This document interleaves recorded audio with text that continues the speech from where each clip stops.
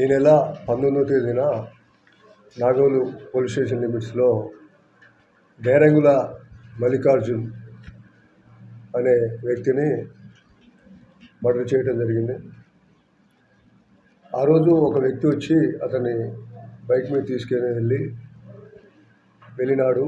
తర్వాత మధ్యాహ్నం తర్వాత నా కొడుకు హత్య చేయబడ్డాడు అని చెప్పి నాకు తెలిసిందని చెప్పి రుద్రాది తల్లి లలిత ఫిర్యాదు మేరకు నాగోల్ పోలీస్ స్టేషన్లో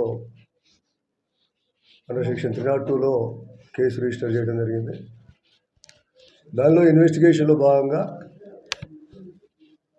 దాన్ని ఈరోజు ట్రేస్ చేయడం జరిగింది. అందులో ఉన్న ఎవరైతే నేరస్తులు ఉన్నారో 3 నేరస్తులు కూడా ఈరోజు ఉదయం అరెస్ట్ చేయడం జరిగింది.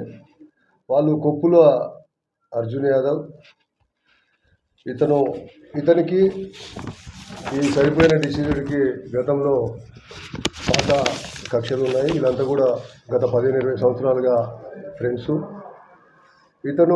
ఇతన్ని గతంలో కొట్టినందుకు ఇతను డిసీజుడు ఎవరైతున్నారో ఇతన్ని కూడా గతంలో ఇతని మీద దాడి చేసి కొట్టినందుకు ఇతను మృతిని పైన కూడా ఎల్బీనగర్ పిఎస్లో గతంలో కేసు నమోదై ఉన్నది. తర్వాత కూడా వీళ్ళిద్దరూ కలిసి తిరుగుతూ అప్పుడప్పుడు కలిసి తాగుతూ ఉండేవారు. ఇతన్ని ఈ మధ్యకాలంలో తరచూ వచ్చి అర్ధరాత్రి వచ్చి తాగేందుకు డబ్బులు అడగటము, ఇంటికాడ న్యూసెన్స్ చేయటము, డబ్బులు ఇవ్వకపోతే నేను చంపుతా అని బెదిరియటము చేస్తూ ఉండేవాడు. దాంతో అతను ఎవరైతే ఈ అర్జున్ యాదవ్ ఉన్నాడో ఒక ఇన్సెక్యూరిటీ ఫీలింగ్తో, అంటే ఇతనితో నాకు ఎప్పుడు పోయినా ప్రాణానికి ప్రమాదం ఉంది అని ఒక ఇన్సెక్యూరిటీ ఫీలింగ్ తోటి ఈ హత్యకు పథకం వేయడం జరిగింది. అతనితో పాటు అతని ఫ్రెండ్స్ అందరు కూడా, వీళ్ళు కూడా ఆయన ఫ్రెండ్సే, చనిపోయిన అతనికి మల్లెల మహేష్, కుంచెల ఓంకారు.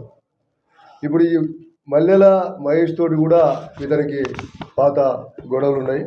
ఇతని మీద గతంలో ఒక కేసు ఉన్న దాంట్లో ఇతను మహేష్ కూడా విట్నెస్ ఉన్నాడు. అందుకే అతను విట్నెస్ ఉన్నాడు అనేది కూడా ఇతని మనసులో ఆ ఎనిమిటీని పెంచుకున్నాడు ఎవరైతే డిసీజ్ ఉన్నాడో. దాంతో ఇతను కూడా గతంలో బెదిరించడం జరిగింది. ఇతను కూడా బెదిరించడం వల్ల ఇతను కూడా ఒక రకమైన అభద్రతా భావంలో ఇతనితో ఎప్పుడు కూడా నాకు ప్రాణానికి ప్రమాదం ఉంది.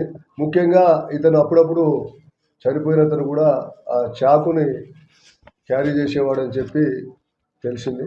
దాంతో వీళ్ళు ఫ్రెండ్స్ అయినప్పటికీ అతనంటే ఒక భయంతో ఉండేవారు. ఆ రకంగా అతను కూడా దీంట్లో జాయిన్ కావడం జరిగింది.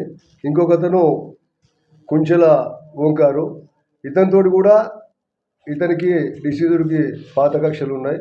ఇతని మీద కూడా దాడి చేయడం వల్ల ఎవరైతే డిసీజుడి మీద కూడా ఇతను కేసు వేయడం జరిగింది.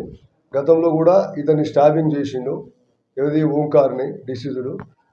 దాంతో వల్ల ఇతనికి కూడా ఒక రకమైన అంటే ప్రాణభయము అతనితో ఉన్నది ఎప్పటికైనా మాకని చెప్పి వీళ్ళు ముగ్గురిలో ఒక రకమైన, అందరూ ఫ్రెండ్స్ అయినప్పటికీ ఒక ముగ్గురిలో ఒక అభద్రతాభావం ఏర్పడి ఇతన్ని ఏదైతే 18వ తారీఖు నైటు ఇతను అర్జున్ యాదవ్ని ఇంటికి పోయి నాకు తాగడానికి డబ్బులు కావాలి అని చెప్పి బెదిరియటం జరిగింది.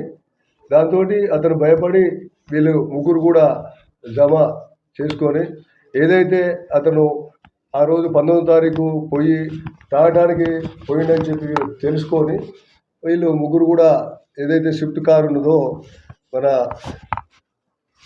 మహేష్ది స్విఫ్ట్ కారు ఉండే, ఆ స్విఫ్ట్ కారులో వీళ్ళు ముగ్గురు కూడా ప్రిపేర్ అయ్యి ఒక పథకం ప్రకారము అతను ఎక్కడ ఏదైతే మూసి పక్కన ఆ మర్రి చెట్టు కాడ తాగుతున్నాడు అనే ఒక కేసెస్ ఉన్నాయి. గతంలో ఎవరైతే డిసీజుడు ఉన్నాడో అతని మీద కూడా ఎల్బీనగర్ పోలీస్ స్టేషన్లో గతంలో కేసులు ఉన్నాయి. వేరే పోలీస్ స్టేషన్లు కూడా కేసులు ఉన్నాయని తెలుస్తుంది. దాన్ని కూడా మేము ఇన్వెస్టిగేషన్ చేస్తున్నాం.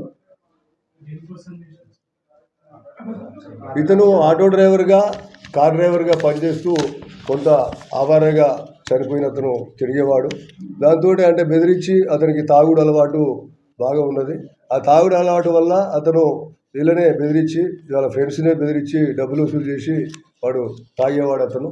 దాంతో వీళ్ళకు కూడా ఒక రకమైన ఇది వచ్చింది. దాంతో మెయిన్ కూడా అతను కూడా చాకు పెట్టుకొని తిరిగేవాడని చెప్పి మాకు ఇన్ఫర్మేషన్. దాంతో వీళ్ళు ఒక రకమైన ఇన్సెక్యూరిటీలో ఉండటం వల్ల ఆ రకంగా చేయడం జరిగింది.